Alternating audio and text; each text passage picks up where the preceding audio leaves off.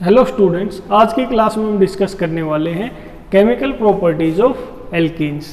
तो chemical properties की जब हम बात करते हैं एल्कीन्स की, तो इसका मतलब ये है कि जो एल्कीन्स के अंदर कार्बन कार्बन डबल बॉन्ड होता है, एल्कीन के अंदर क्या होता है फंक्शनल ग्रुप, ये कार्बन कार्बन ये डबल बॉन्ड होता है। तो एल्कीन जब रिएक्ट करेगी तो ये डबल बॉन्ड के ऊपर एडिशन रिएक्शन हो जाती है कि कोई भी दो ग्रुप, एक ये ग्रुप जी और ये दूसरा ग्रुप जी, ये दोनों ऐड हो जाते हैं और ये डबल बॉन्ड यहाँ से ख़त्म हो जाता है। तो इस तरह की एडिशन रिएक्शंस शो करती है एल्कीन्स। तो एल्कीन्स की ये कैरेक्टरिस्टिक प्रॉपर्टी होती है कि एल्कीन्स एडिशन रिएक्शंस शो करती है, जिसमें कार्बन कार्बन ये जो डबल बॉन्ड होता है उन पे दो डिफरेंट ग्रुप या दो सेम ग्रुप ऐड हो जाते हैं और डबल बॉन्ड यहाँ से ख़त्म हो जाता है। तो सबसे पहले जो एडिशन रिएक्शन है वो है एडिशन ऑफ हाइड्रोजन, या फिर इसको हाइड्रोजिनेशन रिएक्शन भी बोलते हैं। Addition of the hydrogen to the alkene is known as hydrogenation reaction.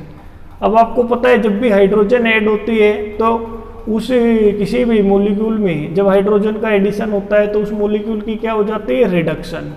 तो एल्कीन के ऊपर जब हाइड्रोजन ऐड होता है तो एल्कीन की रिडक्शन होकर क्या बन जाता है, एल्केन। तो ये एल्कीन है, इसके अंदर ये हाइड्रोजन ऐड हुई और ये क्या बन गया, एल्केन। लेकिन एल्कीन के अंदर अगर हम डायरेक्ट हाइड्रोजन ऐड करेंगे तो हाइड्रोजन का एडिशन नहीं होता है। इसके लिए हमें कुछ कैटलिस्ट चाहिए होते हैं। वो कैटलिस्ट कौन कौन से होते हैं, ट्रांजिशन मेटल कैटलिस्ट का हम यूज करते हैं, और निकल, पैलेडियम या प्लेटिनम, इन तीनों में से किसी का भी हम यूज कर सकते हैं। तो जब भी एल्कीन के अंदर हाइड्रोजन ऐड की जाती है इन द प्रेजेंस ऑफ निकल, पैलेडियम या फिर प्लेटिनम मेटल कैटलिस्ट, तो एल्कीन से क्या बन जाता है, एल्केन। तो ये है हाइड्रोजिनेशन रिएक्शन। तो ये जैसा कि आप यहाँ पे देख रहे हो, ये एल्कीन है, इसमें हाइड्रोजन को हमने ऐड किया है, यहाँ पे निकल है और इसको हम हीट करते हैं। हीट इस रिएक्शन में अप्रोक्सीमेटली 300 केल्विन तक हम करते हैं तो हाइड्रोजन का एडिशन हो जाता है और हमारे पास ये एल्केन बन जाता है। तो अब आपको एक चीज़ दिखाई दे रही होगी कि ये जो दो हाइड्रोजन ऐड हुए हैं ये हमेशा सेम साइड में रहते हैं। ये हाइड्रोजन हमेशा सेम साइड में रहते हैं। तो सेम साइड में जब सेम ग्रुप रहते हैं तो वो सिस कंपाउंड उसको बोला जाता है। तो उसका ओरिएंटेशन क्या होता है, सिस होता है। तो ये जो हाइड्रोजन का एडिशन है इसको सिन एडिशन भी बोलते हैं। हाइड्रोजन का जो एडिशन है किस तरीके से होता है, सिन एडिशन। सिन एडिशन में क्या होता है कि जो भी ऐड होने वाले ग्रुप होते हैं वो हमेशा एक साइड में प्रेजेंट होते हैं जब वो ऐड हो जाते हैं। तो जैसे ये दो हाइड्रोजन ऐड हो गए, दोनों कौन सेम साइड में प्रेजेंट है, तो सिन एडिशन होता है हाइड्रोजन का एल्कीन के ऊपर। अब मैकेनिज्म की बात करें तो जैसा कि मैंने बताया कि हाइड्रोजन डायरेक्टली अपने आप ही ऐसे एल्कीन के ऊपर ऐड नहीं हो जाती है, इसके लिए हमें मेटल कैटलिस्ट की ज़रूरत होती है। और ये मेटल कैटलिस्ट कौन से होते हैं, ट्रांजिशन मेटल के, निकल, पैलेडियम या फिर प्लेटिनम, इनमें तीनों में से किसी एक का हम यूज कर सकते हैं। अब क्या होता है कि हम डायरेक्ट ऐसे नहीं करवाते रिएक्शन को, ये हेट्रोजीनियस कैटालिसिस तरीके से होती है कि मतलब ये जो कैटलिस्ट काम करेंगे ये हेट्रोजीनियस कैटालिसिस के तरीके से काम करेंगे। क्या होता है इसमें कि हाइड्रोजन हमारी गैस है और कैटलिस्ट हमारे क्या है, सॉलिड है। तो पाउडर फॉर्म में इनको लेते हैं और हाइड्रोजन गैस को कैटलिस्ट के सरफेस के ऊपर एडजॉर्ब करवा देते हैं। ये हमारा कैटलिस्ट का मेटल सरफेस है, ठीक है। मेटल सरफेस मतलब कैटलिस्ट का सरफेस, उसके ऊपर ये जो हाइड्रोजन गैस है ये इसका एडजॉर्प्शन हो जाता है कि ये जो हाइड्रोजन गैस है ये ऐड हो गई है, इसका एडजॉर्प्शन हो गया है मेटल सरफेस के ऊपर जो हमारा कैटलिस्ट है। लेकिन अभी भी इन दोनों हाइड्रोजन के बीच में ये बॉन्ड टूटे नहीं, इनके बीच में इंटरेक्शन है थोड़ी थोड़ी। तो क्या होगा अब कि ये adsorption of hydrogen on the metal हो गया है, तो ये हमारा अब एक्टिव कैटलिस्ट तैयार हो गया है। अब जब ये जो एल्कीन है इसको इसके ऊपर से पास कराएंगे, एल्कीन को इस मेटल के सरफेस के ऊपर से पास कराएंगे, तो क्या होगा कि जो हमारे मेटल है, यहाँ पे मेटल कौन सी है, निकल, पैलेडियम या प्लेटिनम। आपको पता है ट्रांजिशन मेटल के जो ट्रांजिशन जो मेटल्स होते हैं उनके पास वैकेंट डी ऑर्बिटल होते हैं, तो इसके पास वैकेंट डी ऑर्बिटल है और यहाँ एल्कीन के पास पाई इलेक्ट्रॉन्स हैं।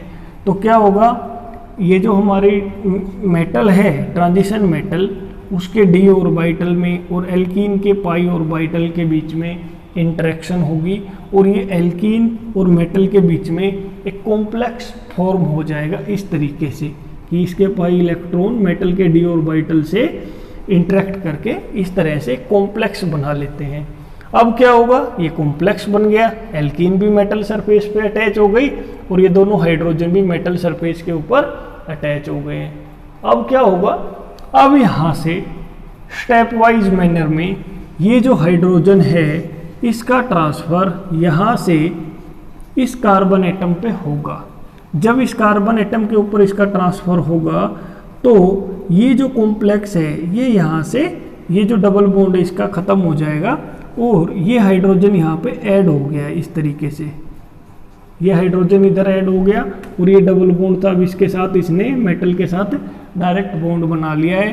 अब क्या होगा कि ये दूसरे वाला जो हाइड्रोजन है ये भी अब क्या करेगा, ये भी इस कार्बन के ऊपर ऐड हो जाएगा, यहाँ से ये इस कार्बन के ऊपर ऐड होगा, ये वाला बॉन्ड ऐसे ब्रेक हो जाएगा। तो दोनों हाइड्रोजन स्टेप वाइज बारी बारी से इस एल्कीन के दोनों कार्बन पे जुड़ गए, एक हाइड्रोजन इस कार्बन पे, एक हाइड्रोजन इस कार्बन पे। तो इस तरीके से हाइड्रोजन का एडिशन हो गया है एल्कीन के ऊपर और हमारे पास ये एल्केन बन गया है। अब मेटल का जो सरफेस हमने स्टार्टिंग में यूज किया था वो एज इट इज रिएक्शन के एंड में रीजनरेट हो जाता है, इसीलिए इसको हम कैटलिस्ट बोलते हैं कि जो भी हमने स्टार्टिंग में मेटल का यूज किया था लास्ट में वो metal as it is regenerate हो गई है, उसका कंजप्शन नहीं होता है। तो ऐसी स्पीसीज को ही हम क्या बोलते हैं, कैटलिस्ट, जो रिएक्शन के अंदर कंज्यूम नहीं होते हैं। तो जैसे इसको यहाँ पे यूज किया था वैसे ही ये लास्ट में रीजनरेट हो गया। तो ये मैकेनिज्म है एडिशन ऑफ हाइड्रोजन का। इसके बाद अभी हम देखते हैं एडिशन ऑफ हेलोजन। अब जब हाइड्रोजन का एडिशन होता है एल्कीन के ऊपर तो एल्केन बनते हैं, जब एल्कीन के ऊपर हेलोजन का एडिशन होता है तो विसिनल डाइहेलाइड बनते हैं। विसिनल डाइहेलाइड का क्या मतलब होता है कि जब हेलोजन दो एडजेसेंट कार्बन के ऊपर जुड़ी हुई है, ये हमारे इस तरीके से एक हेलोजन इस कार्बन से जुड़ी हुई है, एक हेलोजन इस कार्बन से, तो इनको बोलते हैं विसिनल डाइहेलाइड। Vicinal dihalide. अगर दोनों हेलोजन एक ही कार्बन पे जुड़ी रहती है इस तरीके से तो इसको जेमिनल डाइहेलाइड बोलते हैं। तो उन सब चीज़ों को अभी यहाँ पे हम डिस्कस नहीं करेंगे। तो जब भी एल्कीन के ऊपर हेलोजन का एडिशन होता है तो हमारे पास क्या प्रोडक्ट बनता है, विसिनल डाइहेलाइड। लेकिन ये जो हेलोजन का हम एडिशन कर रहे हैं तो यहाँ पे सिर्फ और सिर्फ ब्रोमीन और क्लोरीन ही ऐसी हेलोजन है जो इस रिएक्शन को ईजिली करती है। अदरवाइज फ्लोरीन और आयोडीन की बात करें तो उनका एडिशन एल्कीन के ऊपर जनरली नहीं करवाया जाता है। अब ऐसा क्यों होता है, अब देखिए इसके अलग अलग रीजन है दोनों के लिए कि जब हम फ्लोरीन का एडिशन करवाते हैं एल्कीन के ऊपर तो वहां पे वेरी स्ट्रोंग कार्बन और फ्लोरीन के बीच में बॉन्ड बनता है। ये बॉन्ड काफी स्ट्रोंग होता है, वेरी स्ट्रोंग होता है। तो यहाँ पे एक लार्ज अमाउंट में हीट रिलीज होती है, काफी एक्सोथर्मिक रिएक्शन होती है। इतनी एक्सोथर्मिक रिएक्शन होती है कि इसको कंट्रोल करना काफी मुश्किल हो जाता है और कई बार तो इस रिएक्शन की वजह से एक्सप्लोजन भी हो सकता है। तो इसीलिए फ्लोरीन का एडिशन जनरली एल्कीन के ऊपर नहीं करवाया जाता है। अब आयोडीन के केस में क्या होता है कि जब भी एल्कीन के ऊपर आयोडीन को ऐड करवाते हैं तो कार्बन और जो आयोडीन का बॉन्ड है, ये कार्बन और आयोडीन का जो बॉन्ड होता है वो काफ़ी वीक होता है। इसीलिए जैसे ही ये आयोडीन ऐड होती है कार्बन कार्बन डबल बॉन्ड के ऊपर, ये जैसे ऐड हुई है यहाँ पे, वैसे ही ये क्या हो जाती है, रिमूव हो जाती है यहाँ से, कि फॉरवर्ड में रिवर्सिबल रिएक्शन होती है। जैसे ये इधर गई रिएक्शन, थोड़ी देर में ये वापस से इधर आ जाएगी, तो रिवर्सिबल होती है। आयोडीन के जो एडिशन रिएक्शन है वो रिवर्सिबल होती है due to the weak carbon iodine bond. अब इसके बाद मैकेनिज्म की बात करें कि जो क्लोरीन और ब्रोमीन का जो एडिशन हो रहा है ये कैसे होता है, इसका क्या मैकेनिज्म है। तो इसको एक्सप्लेन करने के लिए, एडिशन ऑफ हेलोजन को एक्सप्लेन करने के लिए बहुत सारे मैकेनिज्म आए, लेकिन अभी हम कौन सा मैकेनिज्म मानते हैं, किस मैकेनिज्म को हम फॉलो करते हैं, वो है ऐसा मैकेनिज्म जिसमें हेलोनियम ion, cyclic halonium ion intermediate बनता है, कि जो हेलोजन का एडिशन होता है एल्कीन के ऊपर, that occurs via the formation of cyclic halonium ion intermediate, कि एक साइक्लिक हेलोनियम आयन इंटरमीडिएट बनता है, उस इंटरमीडिएट के बनने के बाद हेलोजन का एडिशन होता है। तो क्या होता है ये साइक्लिक हेलोनियम आयन, तो उसको अभी हम देखते हैं। तो देखिए 2 स्टेप में इस मैकेनिज्म को हम समझेंगे। तो क्या होता है कि एल्कीन है ये हमारे पास, एल्कीन के पास हमें पता है क्या है, पाई इलेक्ट्रॉन्स है, एल्कीन्स के पास पाई इलेक्ट्रॉन्स है, इलेक्ट्रॉन रिच होती है एल्कीन। और ये जो ब्रोमीन है ये हेलोजन है, इनके पास 3 लोन पेयर है इस तरीके से। तो जब ये दोनों एक दूसरे के साथ रिएक्शन करने के लिए क्लोज आते हैं तो इन इलेक्ट्रॉन और इन इलेक्ट्रॉन के बीच में रिपल्सन होती है, और उसकी वजह से जो हेलोजन है ये हमारी ये पोलराइज हो जाती है, कि यहाँ से कुछ इलेक्ट्रॉन डेंसिटी शिफ्ट होके इस ब्रोमीन की तरफ चली जाती है, और इस ब्रोमीन के ऊपर नेगेटिव चार्ज आ जाता है और इस वाली के ऊपर पॉजिटिव चार्ज। तो पोलराइजेशन ऑफ ब्रोमीन, कि जो हेलोजन है उसका पोलराइजेशन हो जाता है। जो पहले यहाँ पे न्यूट्रल थी, इधर कोई चार्ज नहीं था, इधर कोई चार्ज नहीं था, अब यहाँ पे पार्शियल चार्जेस क्रिएट हो गए हैं। तो अब क्या होगा, जब ये पोलराइज हो जाएगी तो हेलोजन, ये जो एल्कीन की पाई इलेक्ट्रॉन है ये यहाँ इस पार्शियल पॉजिटिव चार्ज वाला जो ब्रोमीन है इसके ऊपर अटैक कर देंगे। अब इसके ऊपर अटैक होगा तो ये वाला बॉन्ड इधर से शिफ्ट होके इस ब्रोमीन पे चला जाएगा। तो जब इसने अटैक किया है तो इस तरीके से ये साइक्लिक ब्रोमोनियम आयन बन गया। एक्चुअल में कैसे बनता है, पहले ये इस तरीके से बनता है कि जब ये बॉन्ड ने इस तरीके से यहाँ पे अटैक किया तो ये ब्रोमीन इधर से निकल गया, इस कार्बन के ऊपर क्या आया, पॉजिटिव चार्ज। अब यहाँ ब्रोमीन के पास क्या है, लोन पेयर है, ये लोन पेयर इस कार्बन के ऊपर अटैक करते हैं। इस कार्बन के ऊपर जब अटैक करेंगे तो एक लोन पेयर इसका ब्रोमीन का यूज हो जाएगा ये बॉन्ड बनाने के लिए, और इसके ऊपर क्या आ जाएगा, पॉजिटिव चार्ज। तो ये साइक्लिक ब्रोमोनियम आयन यहाँ पे बन जाएगा। अब ये जो साइक्लिक ब्रोमोनियम आयन यहाँ पे बन गया है, इसके ऊपर ये जो Br नेगेटिव जो दूसरा बच गया था यहाँ से, ये जो Br नेगेटिव बच गया था ये इस साइक्लिक ब्रोमोनियम आयन के ऊपर अटैक कर देगा। अब जैसा कि आप देखिए ये एक साइड तो ब्लॉक हो गई इस तरफ से, तो अब ये ब्रोमोनियम आयन इधर से भी अटैक कर सकता है और इधर से भी। लेकिन अब आपको पता है कि अगर ये ऊपर से अटैक करेगा, ऊपर वाली साइड तो किसने ब्लॉक कर दी है, इसने ऊपर की तरफ से, ये साइड तो ब्लॉक हो गई। अब अटैक सिर्फ और सिर्फ नीचे की तरफ से हो सकता है। अब ये अटैक नीचे की तरफ से होगा तो क्या होगा, ये इस कार्बन पे भी अटैक कर सकता है या फिर ये इस कार्बन पे अटैक कर सकता है। अगर ये इस कार्बन पे अटैक कर रहा है तो ये बॉन्ड इस तरीके से इधर शिफ्ट होगा। तो ये जब इसने इधर अटैक किया तो ये इधर शिफ्ट हो गया और ये Br इस कार्बन से जुड़ गया, और ये Br इधर इस पे जब इलेक्ट्रॉन शिफ्ट हुए तो इसका पॉजिटिव चार्ज खत्म हो गया। इस तरीके से ये 2 ब्रोमीन यहाँ पे ऐड हो गए। तो यहाँ पे क्या एक चीज़ नोट करनी है आपको कि ये जो विसिनल डाई हैलाइड बना है इसमें जो दोनों ब्रोमीन है ये एक दूसरे के एंटी पोजिशन पे है या फिर ट्रांस पोजिशन से, एक दूसरे के अपोजिट साइड में है। लेकिन हाइड्रोजन जब ऐड हुई थी तो दोनों सेम साइड में थी, यहाँ पे ये दोनों एक दूसरे के अपोजिट साइड में है। तो एंटी एडिशन होता है हेलोजन का, कि दोनों हेलोजन के जो एटम है वो एक दूसरे के अपोजिट साइड में होंगे। अब इस रिएक्शन का अभी लास्ट में हम एक यूज देख लेते हैं कि इस रिएक्शन का क्या यूज होता है लेबोरेटरी के अंदर। तो ब्रोमीन को आपका पता है कि ब्रोमीन का जो कलर होता है वो ऑरेंज कलर होता है। जब भी ब्रोमीन की रिएक्शन किसी एल्कीन से कराएंगे तो ब्रोमीन उस एल्कीन के ऊपर ऐड हो जाएगी और ब्रोमीन का जो ऑरेंज कलर होता है वो खत्म हो जाता है, मतलब ब्रोमीन क्या हो जाती है, डीकलराइज हो जाती है। तो इस रिएक्शन को हम एक टेस्ट की तरह यूज करते हैं कि अगर हमारे पास कि ये पता करना हो कि किसी भी मॉलिक्यूल के अंदर अनसैचुरेशन का मतलब डबल या ट्रिपल बॉन्ड, ये हेलोजन डबल बॉन्ड पे भी ऐड होती है, ट्रिपल बॉन्ड पे भी।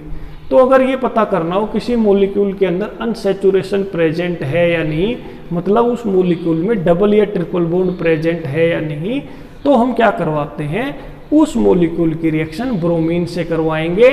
अगर ब्रोमीन का जो ऑरेंज कलर है वो डिकलराइज हो गया, ब्रोमीन वाटर के साथ लेते हैं, ब्रोमीन वाटर के साथ जब करवाएंगे तो अगर उसका ऑरेंज कलर खत्म हो गया, डिकलराइज हो गया, इसका मतलब ब्रोमीन ऐड हो गई है किसी मॉलिक्यूल पे, और वो मॉलिक्यूल हमेशा क्या होगी, या एल्कीन होगी या एल्काइन। तो इस रिएक्शन को हम टेस्ट करते हैं as to predict the presence of unsaturation in a molecule. तो इसी के साथ हमने ये एडिशन ऑफ हेलोजन यहाँ पे देख लिया है। इसके बाद अभी हम देखते हैं स्टूडेंट, नेक्स्ट जो मेथड है, नेक्स्ट जो केमिकल रिएक्शन है एल्कीन्स की, वो है एडिशन ऑफ HX, कि हाइड्रोजन हैलाइड का हमें एडिशन करना है एल्कीन के ऊपर। तो जब भी हाइड्रोजन हैलाइड का एडिशन करते हैं हम किसी भी एल्कीन पे, तो हमारे पास क्या बनता है, एल्काइल हैलाइड। तो एल्काइल हैलाइड वहाँ पे बन जाएगा कि जब भी एल्कीन के ऊपर हाइड्रोजन हैलाइड का एडिशन होगा तो एल्काइल हैलाइड हमारे पास क्या बनेगा, एज ए प्रोडक्ट। तो क्या होता है इसमें कि हाइड्रोजन एक कार्बन पे जुड़ जाता है और हैलाइड उसके नेक्स्ट वाले कार्बन पे, जब ये एडिशन होगा तो कार्बन कार्बन डबल बॉन्ड वहाँ पे खत्म हो जाएगा। इसके बाद अगर इस रिएक्शन के अंदर हम ऑर्डर ऑफ रिएक्टिविटी देखते हैं हाइड्रोजन हैलाइड की, तो हमें क्या पता चलता है कि जो हाइड्रोजन आयोडाइड होता है उसकी रिएक्टिविटी सबसे ज़्यादा होती है, फिर ये HBr की थोड़ी कम होती है, HCl की उससे कम और HF की सबसे कम। अब ऐसा क्यों होता है, ये रिएक्टिविटी ऑर्डर क्यों ऑब्जर्व हुआ है, इसके पीछे रीजन है लो बॉन्ड डिसोसिएशन एनर्जी। मतलब बॉन्ड डिसोसिएशन एनर्जी के बेस पे ये हमारे पास ऑर्डर आया है कि जो हाइड्रोजन आयोडाइड होती है इसकी बॉन्ड डिसोसिएशन एनर्जी काफ़ी कम होती है, ईजिली ये वाला बॉन्ड ब्रेक हो जाता है, H पॉजिटिव अलग मिल जाता है, I नेगेटिव अलग, तो जब ये एक दूसरे से सेपरेट हो जाएंगे तो ये ईजिली ऐड हो जाएंगे। लेकिन HF के केस में ये बॉन्ड काफ़ी स्ट्रॉन्ग होता है, ये बॉन्ड ईजिली ब्रेक नहीं होता है, H पॉजिटिव और F नेगेटिव ईजिली सेपरेट नहीं होते हैं, इसीलिए इसका एडिशन जो होता है वो स्लो होता है, HI का एडिशन फास्ट होता है। तो ये ऑर्डर इसीलिए हमें ऑब्जर्व होता है। इसके बाद अभी हम मैकेनिज्म देखते हैं कि इस रिएक्शन का मैकेनिज्म देखते हैं। मैकेनिज्म की बात करें तो जो भी हाइड्रोजन हैलाइड का एडिशन होता है एल्कीन के ऊपर, ये एक इलेक्ट्रोफिलिक एडिशन रिएक्शन होती है। इलेक्ट्रोफिलिक एडिशन रिएक्शन उन रिएक्शन को बोलते हैं जब किसी भी एडिशन रिएक्शन में इलेक्ट्रोफाइल जिस स्टेप में ऐड होता है वो रेट डिटरमाइनिंग स्टेप हो। तो यहाँ पे क्या हो रहा है कि सबसे पहले क्या होगा कि जो भी हमारा हाइड्रोजन हैलाइड है, तो हाइड्रोजन हैलाइड के अंदर जो भी हमारे हैलाइड होते हैं, ये जो भी हैलाइड होते हैं X, ये तो नेगेटिव पोर्शन रहता है और जो हाइड्रोजन है वो पॉजिटिव पोर्शन होता है। इसका मतलब ये इलेक्ट्रोफाइल होता है H पॉजिटिव हमेशा, और X नेगेटिव ये क्या होता है, न्यूक्लियोफाइल होता है। तो सबसे पहले स्टेप में क्या होता है कि यहाँ पे हम HBr का एग्जाम्पल ले रहे हैं कि सबसे पहले स्टेप में ये HBr यहाँ से ब्रेक हो जाएगा, इसकी आयोनाइजेशन होगी, H पॉजिटिव बनेगा, Br नेगेटिव बनेगा, यहाँ से H पॉजिटिव बन गया, Br नेगेटिव। अब क्या होगा, ये जो H पॉजिटिव है ये इलेक्ट्रॉन डेफिशिएंट है, H पॉजिटिव यहाँ पे इलेक्ट्रोफाइल है, और ये जो एल्कीन है ये न्यूक्लियोफाइल है यहाँ पे, क्योंकि एल्कीन के पास पाई इलेक्ट्रॉन्स काफ़ी अमाउंट में है, मतलब इलेक्ट्रॉन रिच है due to the presence of the weakly held pi electron cloud. तो ये जो पाई बॉन्ड है यहाँ से, ये H पॉजिटिव इस पाई बॉन्ड पे अटैक करेगा, इस तरीके से ये इस पे अटैक हो जाएगा, और ये जो पाई बॉन्ड है ये इस तरह से ये हाइड्रोजन के साथ बॉन्ड बना लेगा। तो ये बॉन्ड जब इस तरीके से ब्रेक हुआ है तो ये एक कार्बन, तो ये यहाँ पे H पॉजिटिव जब ऐड होगा तो ये CH3 बन जाएगा, इधर से ये बॉन्ड इधर मूव हुआ है तो इस पे पॉजिटिव चार्ज आएगा, तो क्या बन जाएगा हमारा CH3 CH2 पॉजिटिव, ये कार्बोकैटायन यहाँ पे बन जाएगा। तो फर्स्ट स्टेप में क्या होता है, कार्बोकैटायन बनता है due to the electrophilic attack on carbon carbon double bond. Electrophilic attack करता है ये और कार्बन कार्बन डबल बॉन्ड खत्म हो जाता है और कार्बोकैटायन हमारे पास यहाँ पे बनता है। अब यहाँ पे इलेक्ट्रोफाइल तो ऐड हो चुका है, H पॉजिटिव क्या था हमारा, इलेक्ट्रोफाइल, तो इलेक्ट्रोफाइल तो ऐड हो गया। अब क्या ऐड होना है, X नेगेटिव। X नेगेटिव यहाँ पे क्या है, Br नेगेटिव। तो यहाँ पे क्या होगा, इस कार्बोकैटायन पे ये Br नेगेटिव अटैक करेगा और ये वाला जो अटैक होगा ये काफ़ी फास्ट होगा। ये वाला जो स्टेप होता है ये काफ़ी फास्ट होता है क्योंकि यहाँ पे चार्ज स्पीसीज आपस में रिएक्ट कर रही है। तो दो अपोजिट चार्जेस के बीच में जब रिएक्शन होती है, आयनिक रिएक्शन होती है, उसकी स्पीड, उसका जो रेट होता है वो काफ़ी ज़्यादा होता है। तो ये दोनों आपस में यहाँ पे बॉन्ड बना लेंगे। तो यहाँ पे भी आप देख रहे हो ये जो प्रोडक्ट हमारा बना है इसमें इस कार्बन पे तो H ऐड हो गया, इस कार्बन पे Br, और जो डबल बॉन्ड था यहाँ पे वो खत्म हो गया है। तो ये मैकेनिज्म हमने देखा, ये मैकेनिज्म हमने देखा addition of hydrogen halide to the alkene. तो इसके लिए ये मैकेनिज्म हमने यहाँ पे डिस्कस कर लिया है। तो एक चीज़ अब यहाँ पे आप नोटिस करना कि हमने यहाँ पे जो इलेक्ट्रोफिलिक एडिशन रिएक्शन हुई है वो इथीन के ऊपर करवाई है। किस पे करवाई है, इथीन पे। क्या ऐड हुआ है यहाँ पे, HBr। जब इथीन के ऊपर HBr ऐड हुआ तो यहाँ पे ये कार्बन और ये कार्बन दोनों सेम है। इधर इस कार्बन पे भी दो हाइड्रोजन जुड़े हुए हैं, इस कार्बन पे भी दो हाइड्रोजन जुड़े हुए हैं। तो जब भी carbon double bond carbon identical होते हैं उनके अराउंड में अरेंजमेंट सेम होता है, तो उसको बोलते हैं सिमेट्रिकल एल्कीन। Symmetrical alkene. तो इस तरह से जिस भी एल्कीन के अंदर कार्बन कार्बन डबल बॉन्ड दोनों तरफ से आइडेंटिकल हो, मतलब कार्बन, ये जो डबल बॉन्ड के साथ जो दो कार्बन जुड़े हुए हैं, अगर इन दोनों कार्बन पे सेम ग्रुप हो, जैसे इधर भी दो हाइड्रोजन है, इधर भी दो हाइड्रोजन है, तो ऐसी एल्कीन को ही हम क्या बोलते हैं, सिमेट्रिकल एल्कीन।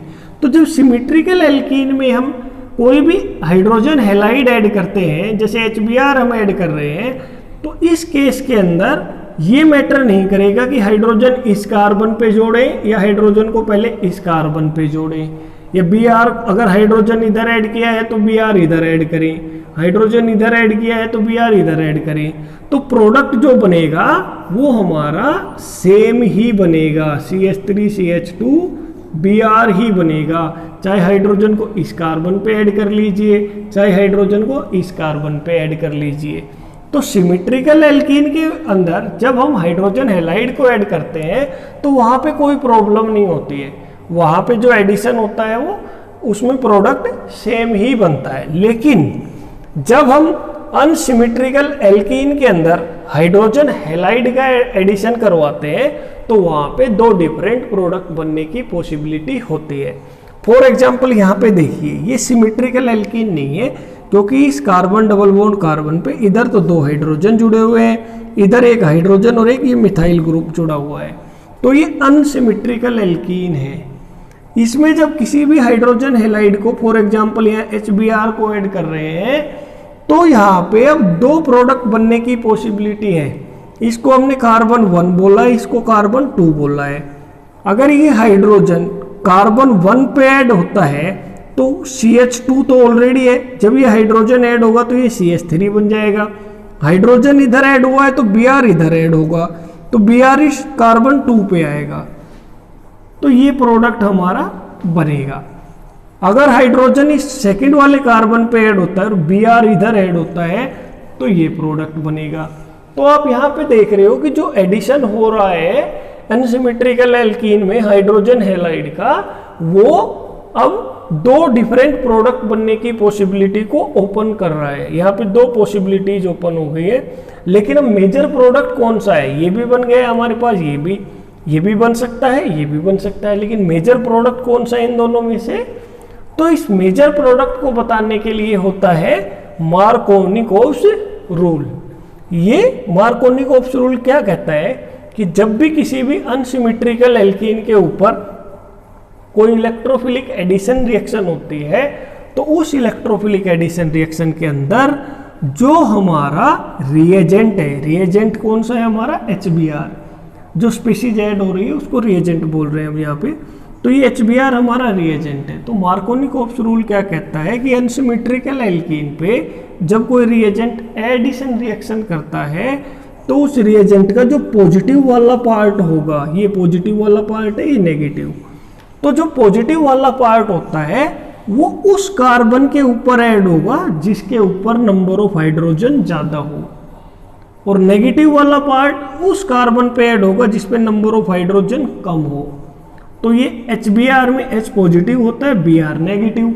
तो मेजर प्रोडक्ट कौन सा होता है मार्कोनिकॉप्स रूल के अकॉर्डिंग, जब पॉजिटिव वाला पार्ट हमारा ऐसे कार्बन पे जुड़े जिसके पास क्या हो, मोर नंबर ऑफ हाइड्रोजन हो, और जो नेगेटिव वाला पार्ट है इलेक्ट्रॉन रिच कंपोनेंट का मतलब जो इलेक्ट्रॉन रिच है, जो नेगेटिवली चार्ज्ड है, तो इलेक्ट्रॉन रिच कंपोनेंट कहाँ पे ऐड हो, carbon atom with laser number of hydrogen atom.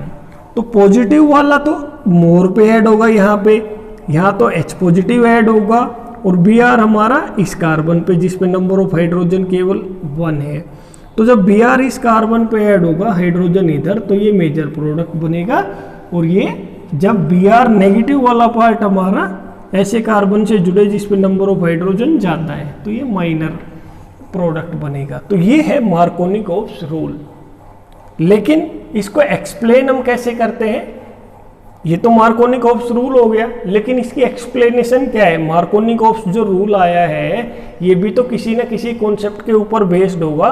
तो ये किस कॉन्सेप्ट के ऊपर बेस्ड है कि जब एल्कीन के अंदर इलेक्ट्रोफिलिक एडिशन रिएक्शन होती है तो सबसे पहले H पॉजिटिव ऐड होता है। मतलब हम यहाँ पे कौन सी इलेक्ट्रोफिलिक एडिशन रिएक्शन देख रहे हैं, addition of hydrogen halide HX। तो सबसे पहले क्या ऐड होता है, H पॉजिटिव। तो जब भी एल्कीन के ऊपर H पॉजिटिव ऐड होता है तो क्या बनता है, कार्बोकैटायन। तो जब सिमेट्रिकल एल्कीन होती है तो हाइड्रोजन किधर भी ऐड हो जाए, लेकिन जब अनसिमेट्रिकल एल्कीन होती है तो हाइड्रोजन हमेशा उस कार्बन पे ऐड होगा जिस कार्बन पे ऐड होने से मोर स्टेबल कार्बोकैटायन बनता हो। तो यहाँ पे ये एल्कीन है, अनसिमेट्रिकल एल्कीन, यहाँ पे ये प्रोटॉन है H पॉजिटिव, इसको अब रिएक्शन करना है तो इस कार्बन 1 पे भी ऐड हो सकता है, कार्बन 2 पे भी। तो ये कौन से वाले कार्बन पे ऐड होगा उसको अभी हम देखते हैं। अगर ये कार्बन 1 पे यहाँ पे ऐड हो रहा है इस तरीके से, तो इस कार्बन के ऊपर पॉजिटिव चार्ज आएगा, तो ये वाला हमारा कार्बोकैटायन बनेगा। अगर ये वाला H पॉजिटिव इस कार्बन पे ऐड होता है तो ये इस तरीके से इधर आएगा, ये नेगेटिव चार्ज, तो यहाँ पे H पॉजिटिव ऐड होगा, तो कार्बोकैटायन कहाँ पे बनेगा, इस CH2 के ऊपर। तो इस CH2 के ऊपर ये इस तरीके से, तो ये प्राइमरी कार्बोकैटायन बनता है। और एक सेकेंडरी कार्बोकैटायन जब इलेक्ट्रोफिलिक एडिशन रिएक्शन किसी अनसिमेट्रिकल एल्कीन पे हो रही है तो इस केस के अंदर एक प्राइमरी कार्बोकैटायन बना है, एक सेकेंडरी कार्बोकैटायन। तो अब क्या होगा यहाँ पे कि हमें पता है कि भाई secondary carbocation is more stable then primary carbocation. तो जो कार्बोकैटायन ज़्यादा स्टेबल होता है वो ज़्यादा क्वांटिटी में बनता है। अब जिस कार्बोकैटायन की क्वांटिटी ज़्यादा होगी उसी ही कार्बोकैटायन पे फिर नेगेटिव वाला पार्ट रिएक्शन करेगा सेकेंड वाले स्टेप में। तो सेकेंडरी जो कार्बोकैटायन यहाँ पे बना है ये ज़्यादा क्वांटिटी में बनेगा क्योंकि ये स्टेबल है। इसीलिए इस कार्बोकैटायन की जो क्वांटिटी बनेगी ये 95% बनेगा अप्रोक्सीमेटली, ये 5% बनेगा अप्रोक्सीमेटली। तो इस कार्बोकैटायन की जो क्वांटिटी है वो काफ़ी ज़्यादा है रिएक्शन के अंदर, इसीलिए जो फाइनल प्रोडक्ट बनेगा उसमें वो वाला प्रोडक्ट ही हमारा ज़्यादा क्वांटिटी में बनेगा जो मोर स्टेबल कार्बोकैटायन से बना है। तो Br नेगेटिव जब इस पे ऐड कर देंगे CH3 CH पॉजिटिव CH3, इसमें जब Br नेगेटिव ऐड करेंगे तो ये CH3 CH Br CH3, तो ये वाला प्रोडक्ट ही हमारा मेजर प्रोडक्ट बनता है। तो आई होप कि ये क्लियर हो गया होगा। कार्बोकैटायन के बेसिस पे हम मार्कोनिकॉप्स रूल को एक्सप्लेन करते हैं। इसके बाद अभी नेक्स्ट हम देखते हैं पेरोक्साइड इफेक्ट, या फिर इसका दूसरा नाम है खारस इफेक्ट, या फिर इसका एक और नाम है एंटी मार्कोनिकॉप्स एडिशन। इन तीनों का ये मतलब एक ही चीज़ के तीन अलग अलग नाम है। तो क्या होता है, ये वाला इफेक्ट कब ऑब्जर्व होता है, जब HBr को, हाइड्रोजन ब्रोमाइड को एल्कीन के ऊपर ऐड करते हैं in the presence of peroxide. ये ध्यान रखना है कि इन चारों में से सिर्फ और सिर्फ HBr के केस में पेरोक्साइड इफेक्ट, खारस इफेक्ट या एंटी मार्कोनिकोव्स इफेक्ट ऑब्जर्व होता है, सिर्फ HBr के साथ, इनके साथ नहीं होता है।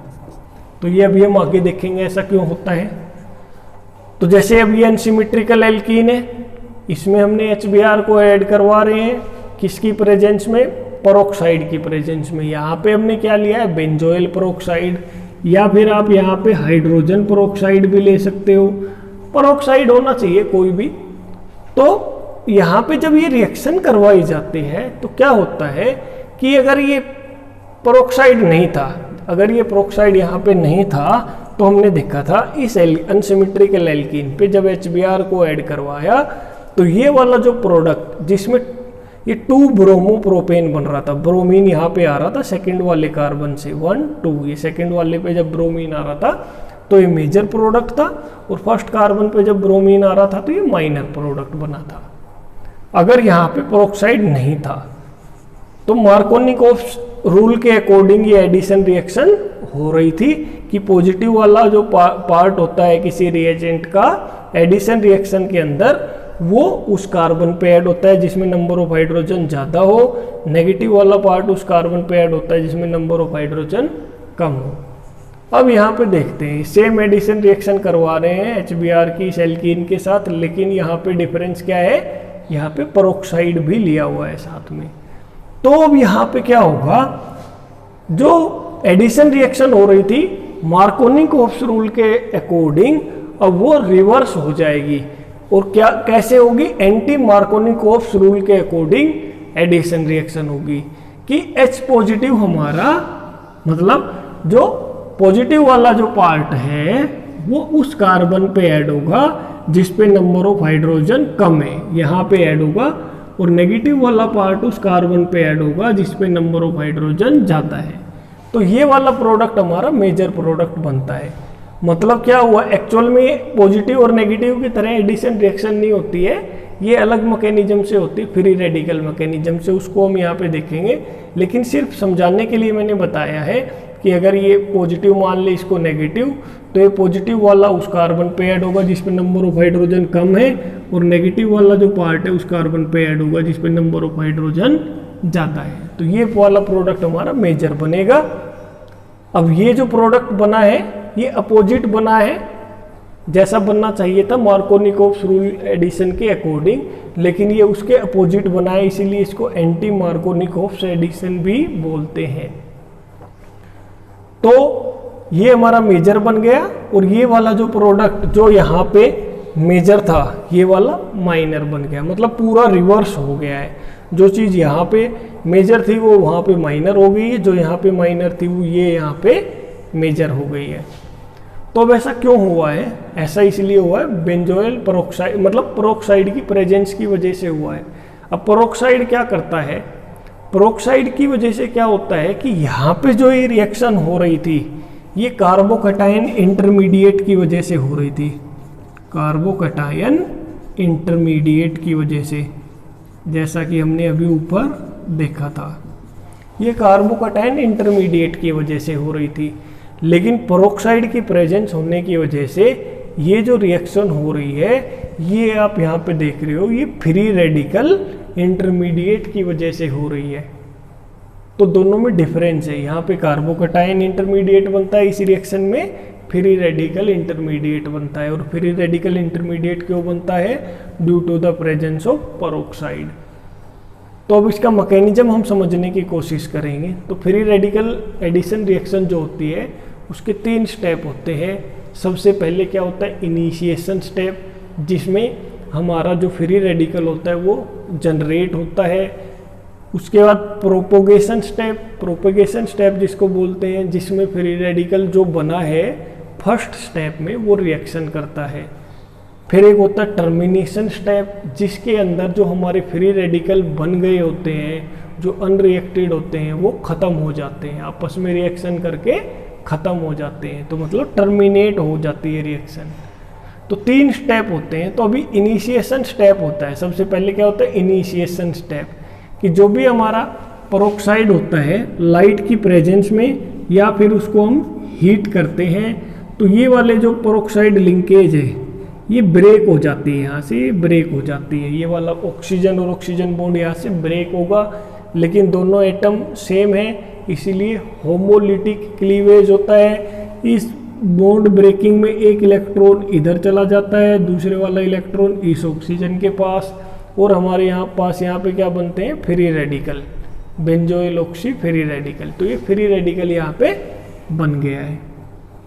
अब क्या होगा, ये वाला जो फ्री रेडिकल यहाँ पे बना है ये HBr के साथ रिएक्शन करेगा इनिशिएशन स्टेप के अंदर, और ये जो फ्री रेडिकल है ये क्या करेगा, इधर से हाइड्रोजन को एब्स्ट्रैक्ट कर लेगा।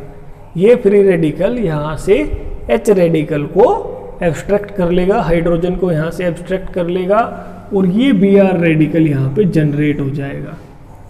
HBr का ये बॉन्ड ब्रेक हो गया होमोलिटिकली, एक इलेक्ट्रॉन इसके पास एक इसके पास, तो ये हमारे पास फ्री रेडिकल जनरेट हो गया है। अब प्रोपेगेशन स्टेप में क्या होगा कि ये जो फ्री रेडिकल यहाँ जनरेट हुआ ये रिएक्शन करेगा। यहाँ पे जो मेन रिएक्शन जो डिफरेंस आता है वो यहाँ पे आता है। क्या होगा कि ये जो फ्री रेडिकल है अब इसको रिएक्शन करनी है, ये रिएक्शन करेगा इस कार्बन कार्बन डबल बॉन्ड के साथ। तो मैं इसको ऐसे करके दिखा देता हूँ, इस डबल बॉन्ड को ऐसे दिखा देता हूँ, एक इलेक्ट्रॉन यहाँ एक, या अगर ये आपस में बॉन्ड बना लेते हैं तो ये दूसरे वाला बॉन्ड बन जाएगा, और उस दूसरे बॉन्ड के एक एक इलेक्ट्रॉन को, एक को यहाँ पे दिखा दिया, एक को यहाँ पे। तो ये Br रेडिकल को अब रिएक्शन करनी है इस कार्बन कार्बन डबल बॉन्ड के साथ। उस डबल बॉन्ड को मैंने ऐसे लिख दिया है, उस डबल बॉन्ड का एक इलेक्ट्रॉन यहाँ लिख दिया है, एक इलेक्ट्रॉन यहाँ पे लिख दिया है। अब ये वाला Br रेडिकल यहाँ पे भी बॉन्ड बना सकता है इस कार्बन के साथ भी। एक बॉन्ड बनाने के लिए 2 इलेक्ट्रॉन चाहिए, एक इलेक्ट्रॉन ये Br के पास है, एक इलेक्ट्रॉन ये रहा, तो ये Br रेडिकल यहाँ पे भी बॉन्ड बना सकता है। अगर ये यहाँ पे बॉन्ड बनाएगा इस वाले कार्बन पे, इसको नाम दे दिया 1, इसको नाम दे दिया 2। अगर ये Br रेडिकल सेकेंड वाले कार्बन के साथ बॉन्ड बनाता है तो ये हमारा बनेगा ये CH2 वाला जो यहाँ पे बच गया ये एज इट इज, तो ये प्राइमरी फ्री रेडिकल यहाँ पे बन जाएगा। अगर ये Br रेडिकल इस कार्बन 1 के इस इलेक्ट्रॉन के साथ बॉन्ड बनाता है तो क्या होगा, ये CH2 के साथ Br आ गया और इस CH के ऊपर ये रेडिकल यहाँ पे बच गया। तो ये सेकेंडरी फ्री रेडिकल है और ये प्राइमरी फ्री रेडिकल। तो 2 फ्री रेडिकल बनने की पॉसिबिलिटी हो जाती है जब Br फ्री रेडिकल इस कार्बन डबल बॉन्ड कार्बन के साथ रिएक्शन करता है। तो एक सेकेंडरी फ्री रेडिकल बनता है, एक प्राइमरी फ्री रेडिकल। तो अब इन दोनों में से हमें पता है कि जो सेकेंडरी फ्री रेडिकल होते हैं वो ज़्यादा स्टेबल होते हैं as compare to primary free radical. अब ये ज़्यादा स्टेबल है तो ये ज़्यादा क्वांटिटी के अंदर बनेंगे। अब ज़्यादा क्वांटिटी के अंदर जब ये बनेंगे तो जो प्रोडक्ट होगा वो क्या होगा, वो ज़्यादा क्वांटिटी में बनेगा, मेजर क्वांटिटी में। मेजर प्रोडक्ट मतलब मोर स्टेबल जो रेडिकल होता है उसी से मेजर प्रोडक्ट बनेगा, क्योंकि ये जो फ्री रेडिकल है ये ज़्यादा स्टेबल है। सेकंड स्टेप में क्या होगा कि ये जो फ्री रेडिकल बना है यहाँ पे जो मेजर क्वांटिटी के अंदर प्रेजेंट है, मेजर क्वांटिटी में इसलिए प्रेजेंट है क्योंकि इसकी स्टेबिलिटी ज़्यादा है। ये HBr के साथ रिएक्शन करता है और HBr में से एक H रेडिकल को यहाँ से निकाल लेगा तो ये बन जाएगा CH3 CH2 CH2Br। यहाँ से एक Br रेडिकल फिर से जनरेट हो गया, HBr के साथ रिएक्शन करी इसने तो H रेडिकल को यहाँ से ले लिया इस कार्बन पे तो ये CH2 बन गया। ये CH2 Br रेडिकल यहाँ पे फ्री हो गया। अब टर्मिनेशन ये Br रेडिकल फिर से रिएक्शन करेगा वापस से इस तरीके से, फिर ये प्रोडक्ट बनेगा, फिर Br रेडिकल जनरेट होगा। तो इस तरीके से ये रिएक्शन चलती जाएगी। अब रिएक्शन कब रुकेगी, अगर एक Br रेडिकल दूसरे वाले Br रेडिकल के साथ आपस में कंबाइन करके ये ब्रोमीन बना लेता है तो ये रिएक्शन रुक जाएगी। क्योंकि ये Br रेडिकल ही अगर ख़त्म हो गया, यहाँ ये बना था, यहीं से ये रिएक्शन शुरू हुई थी, अगर यही ख़त्म हो गया तो रिएक्शन रुक जाएगी। तो ये टर्मिनेशन स्टेप होता है जिसमें Br रेडिकल और Br रेडिकल रिएक्ट करके ब्रोमीन बना लेते हैं और रिएक्शन रुक जाती है। ये हमारा मेजर प्रोडक्ट यहाँ पे बन जाता है। अब एक क्वेश्चन यहाँ पे ये आता है कि जो पेरोक्साइड इफेक्ट है या जिसको खारस इफेक्ट बोलते हैं या एंटी मार्कोनिकोव इफेक्ट या एंटी मार्कोनिकोव एडिशन रिएक्शन बोलते हैं, ये सिर्फ और सिर्फ HBr के साथ ही क्यों होता है? HI, HCl और HF इनके केस के अंदर ये पेरोक्साइड इफेक्ट क्यों लागू नहीं होता है? अगर मैं यहाँ पे HCl ले लेता हूँ तो इस तरह से प्रोडक्ट नहीं बनेगा, चाहे बेशक यहाँ पे पेरोक्साइड हो। प्रोडक्ट किसके अकॉर्डिंग बनेगा? मार्कोनिकोव्स रूल के अकॉर्डिंग, जिसमें क्या होता है, H पॉजिटिव हमारा उस कार्बन पे ऐड होता है जिस कार्बन के ऊपर नंबर ऑफ हाइड्रोजन ज़्यादा हो। तो प्रोडक्ट हमारा इस तरीके से, जिसमें 2 पोजीशन पे हेलोजन आ रही है वही मेजर प्रोडक्ट होगा। इस केस में यहाँ Cl आ जाएगा, ये मेजर प्रोडक्ट बन जाएगा, यहाँ जो Cl रहेगा वो माइनर प्रोडक्ट बन जाएगा। तो HCl के केस में बेशक पेरोक्साइड प्रेजेंट हो, हमारा मार्कोनिकोव्स रूल के अकॉर्डिंग ही एडिशन होगा। सिर्फ और सिर्फ HBr के केस में पेरोक्साइड इफेक्ट ऑब्जर्व होता है। अब ऐसा क्यों होता है? ऐसा इसलिए होता है, देखिए अब हमारे पास 4 ये हैं, HI, HBr, HCl, HF। तो HBr के केस में तो ये ऑब्जर्व होता है। HCl और HF के केस में ये ऑब्जर्व क्यों नहीं होता है? Due to high bond dissociation energy of HF and HCl bond, कि HF और HCl का जो बॉन्ड होता है उनकी बॉन्ड डिसोसिएशन एनर्जी काफ़ी ज़्यादा होती है। इस वजह से यहाँ पे ये वाला जो स्टेप हो रहा है जिसमें ये H और Br का बॉन्ड ब्रेक हो रहा है, अगर यहाँ पे Cl होगा या फिर यहाँ पे फ्लोरीन होगा तो ये वाला बॉन्ड ब्रेक नहीं होगा, क्योंकि उस केस में बॉन्ड डिसोसिएशन एनर्जी क्या होती है? हाई। जब ये वाला बॉन्ड ब्रेक नहीं होगा तो Cl के केस में ये Cl रेडिकल नहीं बनेगा, फ्लोरीन के केस में ये फ्लोरीन रेडिकल नहीं बनेगा और रिएक्शन हमारी आगे प्रोसीड नहीं होगी।